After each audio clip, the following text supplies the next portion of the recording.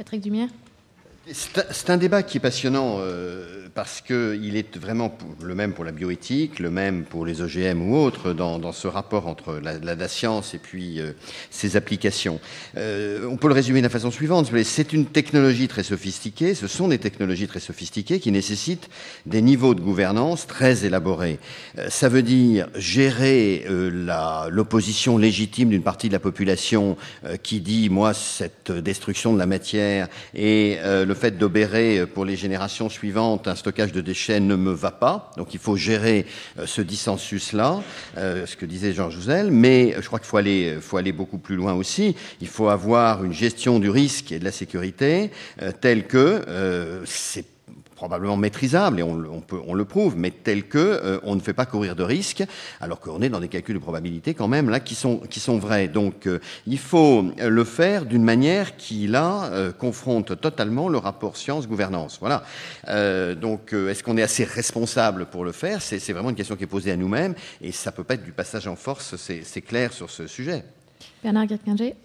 Oh, je n'ai pas grand-chose à ajouter à tout ce qui a été dit. Je crois qu'effectivement, c'est une énergie qui est absolument nécessaire aujourd'hui pour faire face à un certain nombre de défis. Ça ne doit pas être la seule solution dont on fait la promotion. Et c'est sûr qu'il faut réussir à équilibrer les choses entre un certain nombre de sources d'énergie. Et en plus, M. Dumaire a raison de souligner que ce n'est pas la solution dans un certain nombre d'endroits dans le monde, forcément. Alors, le risque de bulle verte, François Moisan. Oui, je pense que c'est une question intéressante.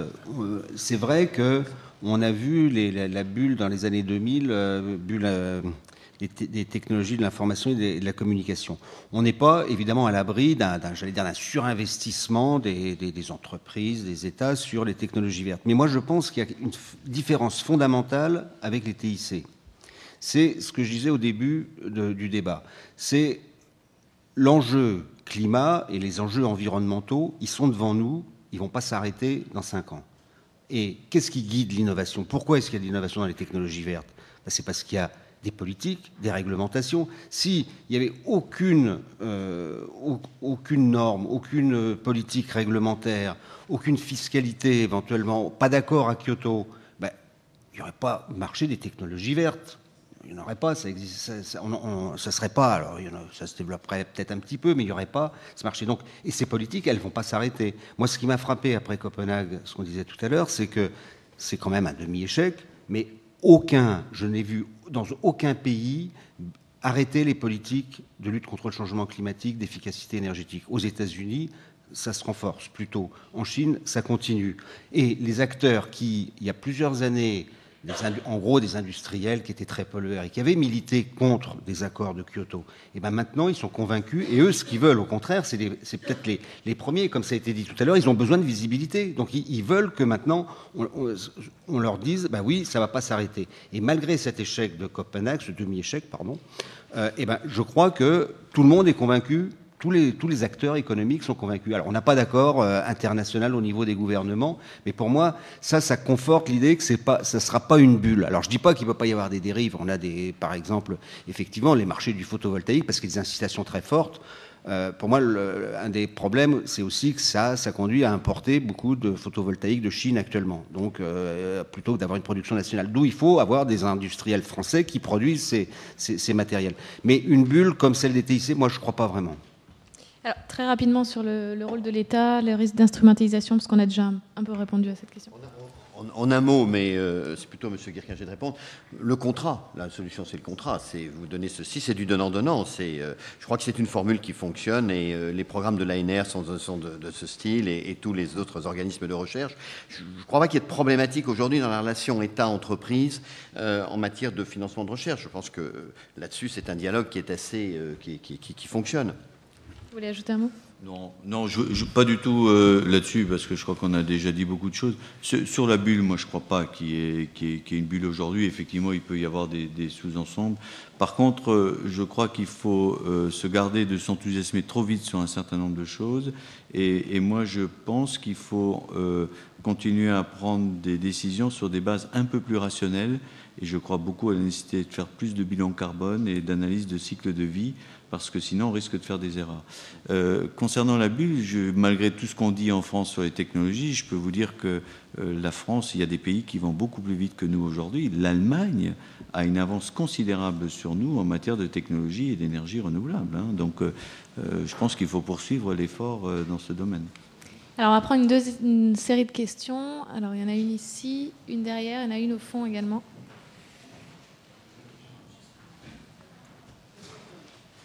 Allez-y, allez-y, ça va, on va vous le nuit. Non, ça marche pas. Voilà, ça y est. Ça y est, oui. Juste une petite remarque, j'ai entendu plusieurs reprises sauver la planète. Je crois qu'il ne s'agit pas de ça, parce qu'en fait, la planète, même sans être humain, elle va se débrouiller, elle va avancer, elle vivra. Donc, même avec 10 degrés de plus, je crois que c'est plutôt la vie de 9 à 10 milliards d'êtres humains sur la planète sauver l'homme. Voilà, qui est le vrai sujet. Et alors, bien entendu, ce ne sont pas les intervenants qui l'ont exprimé en ces termes. Et moi, j'ai une question. C'est finalement, Jean Jouzel nous l'a dit, 2 degrés de plus à Paris, c'est vivable. C'est pas là que ça va se passer, mais quand même, pour faire accepter l'idée de cette évolution, du changement de mentalité, qu'est-ce qu'on raconte comme histoire aux gens? C'est-à-dire que finalement, une des difficultés, c'est de se projeter. C'est-à-dire que les gens en ont un fantasme assez fort. On parle de guerre, on parle de fin de la démocratie, on parle de beaucoup de choses finalement. Mais qu'est-ce qu'on peut raconter aux gens? Comment on la voit, cette vie-là? Oui, je ne sais pas si je dois répondre. Non, on fait le tour. On va juste prendre les autres questions en même temps. Ici, juste derrière. Oui, Jean-Marc Ham, agroéconomiste. Moi, j'ai une remarque et une question à poser, qui est de dire, pour cette question de ressources durables et développement durable, est-ce qu'on n'a pas en premier un message à envoyer au monde agricole pris au sens large et de leur dire nous avons besoin de votre production et de l'ensemble de votre production. Et c'est un message qui aujourd'hui, je connais bien ce milieu-là, ils ne l'ont pas. On est plutôt dans un secteur, que ce soit en France, que ce soit dans les autres pays du monde, qui ne sait plus à quoi il sert, qui ne sait absolument pas sa place dans la société. Et si on reprend les débats qu'on a eus dans un atelier ce matin, c'est pas avec une population qui représente quand même plus de 50% de la population mondiale et sûrement un gage de développement important, une population qui ne sait pas sa place et qui peut être acteur dans la société, qu'on va pouvoir relever ce développement et produire beaucoup plus peut-être de la première matière renouvelable, qui est la matière verte, dans tout son sens et dans toute sa largeur. Il y a une question aussi tout en haut. Voilà. Bon, ça marche. Si, allez-y. La semaine dernière, sur une chaîne publique, il y a eu un long reportage qui a été présenté sur des phénomènes climatologiques qui relèveraient plutôt du rayonnement cosmique absorbé par l'activité solaire et qui déréglerait justement tout le système nuageux mondial. Apparemment, cette théorie, ça fait quand même quelques années qu'elle traîne et tout d'un coup, elle aboutit et on commence à la prendre en considération. Est-ce que c'est normal que, apparemment, tout ça a été repoussé d'un geste bien large par des climatologues bien installés dans leur fauteuil? Merci. On va discuter. C'est un envoyé de Claude Allègre. J'en ai 3. Non. Jean Jouzel, la première et la troisième question. Oui, la première, la deuxième, la troisième. Alors, la première, oui. Alors, bon, quand on parle de 2 degrés, c'est vraiment si on fait un grand effort, c'est-à-dire si on atteint, au niveau français, une division par 4, au niveau mondial, une division par 2, par 3, échéance de 2050. Quand on parle de 2 degrés, c'est quand on fait beaucoup de choses. Alors, si on veut donner une image de ce que serait, par exemple, la France si on ne faisait rien, il suffit de se référer à un film qui est passé sur une chaîne publique, France 2, il y a 6 mois, qui montre, par exemple, que dans la deuxième partie du XXIe siècle, il n'y aurait plus de vignobles à Bordeaux. Et voilà, donc il y a aussi des images. Mais alors, ces images ont été montrées, les gens nous disent, vous êtes catastrophiste. Mais c'est pourtant ce qui risque d'arriver si rien n'était fait. C'est bien ça. Donc à chaque fois qu'on montre cela, bon là, moi, j'étais pas directement concerné, mais ce film a reçu un très mauvais accueil en disant c'est catastrophiste. Mais c'est pourtant bien cela vers quoi on va si rien n'est fait, si on continue à émettre sans compter.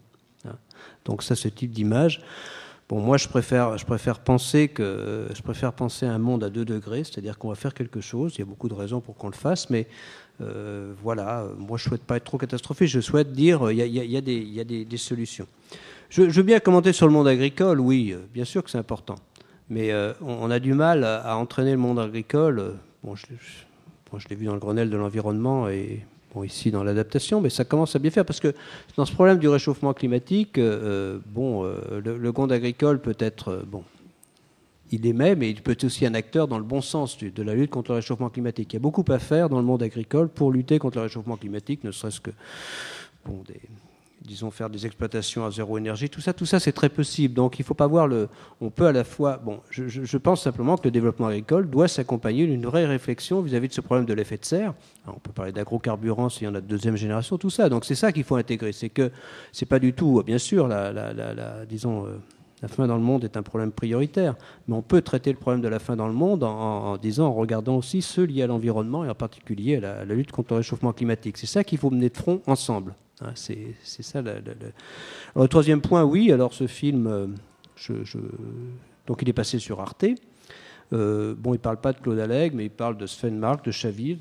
Et bien sûr que, d'abord, contrairement à ce que vous dites, c'est que toutes ces thèses sont connues, discutées dans les différents rapports du GIEC. Elles sont complètement abordées. Il y a, dans le dernier rapport du GIEC, plus de 50 pages sur le rôle de l'activité solaire. Donc, c'est pas du tout que c'est pas discuté. Ça, c'est une erreur de penser ça. Tout le monde connaît les théories de Sven Mark, le fait que, simplement, d'ailleurs, j'ai écouté récemment un séminaire de Vincent Courtillot, il dit simplement ce sont que des hypothèses, on n'a aucune indication que cela a une quelconque réalité, puisqu'il faut voir que cette corrélation, elle est tout à fait en pointillé. Donc, je veux dire, le fait de... Non, bien sûr que non. On discute beaucoup du rôle de l'activité solaire dans tous les problèmes de réchauffement climatique. Donc, en phase d'hypothèse, il y a quand même des choses relativement simples qui sont... Disons, la physique simple montre que si vous accumulez de la chaleur dans les basses couches de l'atmosphère, ce que fait l'augmentation de gaz carbonique, eh bien, malheureusement, ça explique très bien l'évolution du climat au cours des 100 dernières années, alors que l'activité solaire, qui diminue depuis 30 ans, a beaucoup de difficultés, si, bien sûr, n'arrive pas du tout à expliquer le réchauffement climatique, même en faisant appel à des choses comme ça. Mais il se fait que j'ai regardé, parce que je crois que c'est la deuxième fois que je regardais, je connais très bien, dans toutes les théories de Svensmark, de Nirchaviv et tout ça, mais je veux dire, tout ça, c'est discuté. Il ne faut surtout pas dire que ce n'est pas discuté dans la communauté scientifique. Il y a des gens chez nous qui travaillent sur l'activité solaire. Moi-même, j'ai contribué à la reconstruction de l'activité solaire sur les 1000 dernières années.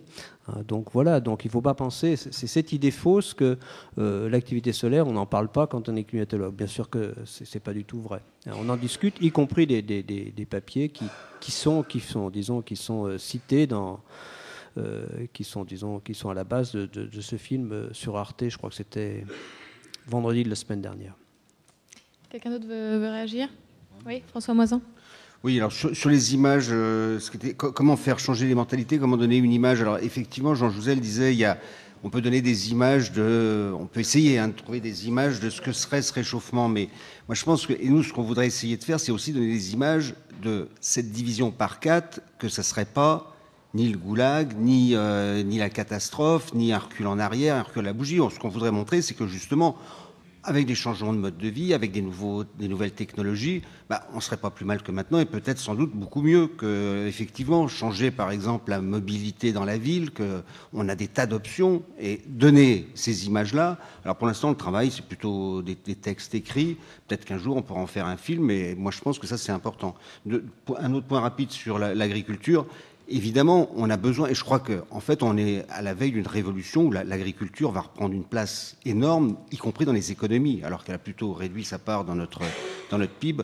Alors, effectivement, le problème, c'est qu'on va avoir quand même à arbitrer entre certains types de production. Bon, vous le savez, effectivement, on peut nourrir la planète, comme le dit Jean Jouzel, mais si on consacre toutes les protéines végétales à élever des animaux, là on a un problème. Et alors là, qu'est-ce qui est concerné ? C'est aussi nos modes de vie et notre régime carné, ça remet en cause effectivement. Donc c'est vrai que c'est assez compliqué, mais le monde des agriculteurs lui-même évolue avec des technologies raisonnées. Il se passe des choses aussi quand même qui sont importantes. Et puis l'agriculture pour les carburants et l'agriculture pour les matériaux, pour la chimie, on a beaucoup de recherches sur la façon dont les fibres végétales vont se substituer à des fibres pétrolières dans la pétrochimie actuellement. On a le temps de prendre une dernière question. Alors, 2 dernières questions. Pour ceux qui étaient à Copenhague, est-ce que le forum n'aurait pas produit davantage de résultats si c'était tenu à Johannesburg plutôt qu'à Copenhague où il faisait moins 10 degrés dans les rues? Et la deuxième question, ça c'est plus sérieux, est-ce qu'on fait ce qu'il faut aujourd'hui en France pour sensibiliser les jeunes, les futurs ingénieurs de demain, à ces formidables enjeux justement technologiques, d'inventer des solutions pour que les Bill Gates et Steve Jobs de demain dans le secteur des technologies vertes soient français? On va en prendre une au fond également pour terminer. Je vois pas bien les mains qui se lèvent. Allez-y. Ça marche? Ça marche. Oui, bonjour. J'ai juste une remarque. Déjà, je voudrais connaître le bilan carbone de Nicolas Hulot, parce que pendant toutes ces années où il a fait Ushuaïa à nous montrer des superbes images, le moralisme, c'est bien. Enfin, là, je parle pour ma génération. Et plus sérieusement, en fait, il existe déjà un marché carbone à Wall Street, dont les collègues d'Al Gore, en fait, profitent allègrement, et qui génère des millions en fait. Donc j'aimerais savoir parmi les intervenants dans quel paradigme ils se placent, soit dans le libéralisme ou soit dans l'alternative, on va dire écologie politique orientée. Voilà. Merci beaucoup. Et quel était le bilan carbone de Copenhague également? Est-ce que le bilan carbone aurait été inférieur à Johannesburg? Non, c'était est-ce que ça aurait été un moindre oui, échec est-ce que ou ça un aurait meilleur été... succès? Moi, je peux vous dire, Dieu sait s'il faisait froid à Copenhague. Bon. Et Johannesburg? Ouais, il faisait chaud, mais ça aurait été mieux en Australie encore. Hein. Il fallait choisir l'Australie, c'était vraiment... Mais je ne sais pas si c'était par rapport au bilan carbone de la conférence, mais plutôt les conditions dans lesquelles... c'est bien ce que j'ai compris. Ça aurait été plus efficace? Non, je ne crois pas quand même, parce que chacun est venu... ce qui est un peu nuit, probablement, il y a ce problème de scepticisme qui est monté en puissance juste avant Copenhague et qui continue un peu après, a quand même peut-être été un peu défavorable. Je veux dire, si Barack Obama était venu avec un sondage qui lui avait dit que les Américains plaçaient le problème de réchauffement climatique au sommet de leur problème de tous les jours, ce qui n'a pas été le cas, puisque il venait assez loin dans le dernier sondage par rapport aux préoccupations des Américains, peut-être aurait-il été plus offensif. Alors, le Bill Gates français? Oui, alors, enfin, moi je voulais juste réagir. Est-ce qu'on fait assez auprès des ingénieurs et des... C'est ça. On en fait un peu, sans doute pas assez, on continue. C'est dans notre programme, même cette année, 2010, dans ma feuille de route 2010. Donc, sensibiliser, mais aussi participer. On a beaucoup d'actions, mais je vais pas les détailler ici. Un point sur les marchés carbone.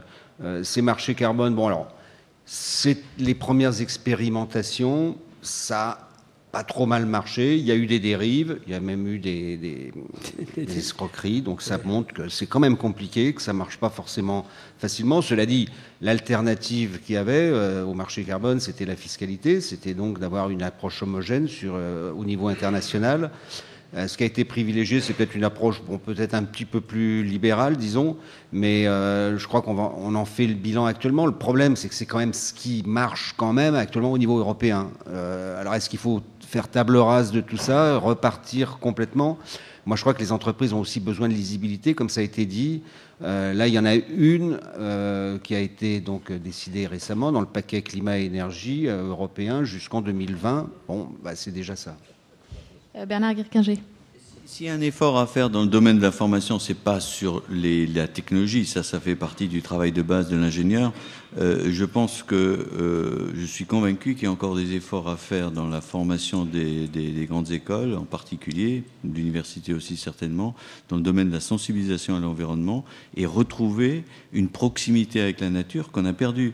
Moi, c'est ce qui m'a frappé le plus dans le Grenelle de l'environnement en parlant de biodiversité avec des gens qui consacrent leur vie depuis très longtemps, c'est de réaliser qu'on peut faire des études en France sans avoir jamais entendu parler de biodiversité et devenir un grand décideur dans le domaine des entreprises ou dans le domaine politique sans avoir été sensibilisé à ces questions tout à fait essentielles. On a une formation beaucoup trop axée aujourd'hui sur les sciences dures. Et je crois que c'est ça qu'il faut faire, c'est ça qu'il faut introduire davantage dans la formation des élèves. Patrick Dumière, un dernier mot. Oui, mais un dernier mot. C'est vrai qu'on est victime, si vous voulez, en fait, dans nos sociétés, d'un prisme. C'est qu'on a cru, après la chute du mur, qu'on était vraiment dans la fin de l'histoire et que la démocratie allait s'installer facilement et avec elle le progrès matériel. En réalité, on a un rendez-vous historique pour ces générations qui est absolument colossal. C'est de réussir cette mondialisation. Il y a un choc de modèle. On saura le surmonter, on ne saura pas. Au moment où ça, comme dirait Jean Jouzel, au moment des 2 degrés où ça va frotter, il y aura probablement des ajustements qu'il faudra faire, des tours de rein qu'il faudra donner dans la gestion de la planète. Mais Stern nous explique bien aussi que si on est précautionneux et si on avance dans cette direction, on s'ouvre une période d'innovation scientifique absolument colossale et qui est vraiment lourde d'énormément d'adaptations. Donc c'est pas tellement d'apprendre et c'est pas tellement de voir, mais ça va être aussi d'inventer le changement. Et puisque c'est le thème de la cité, je crois qu'il faut vraiment que ce modèle durable, on le comprenne. C'est un modèle qui passe par le découplage, on l'a vu, mais qui passe par l'équité, l'accessibilité, la loyauté dans le respect des normes. Et donc, il est passionnant. C'est un défi qui, je crois, est pour nous tout à fait extraordinaire. Simplement, il est vraiment à inventer. Merci beaucoup. Merci à tous.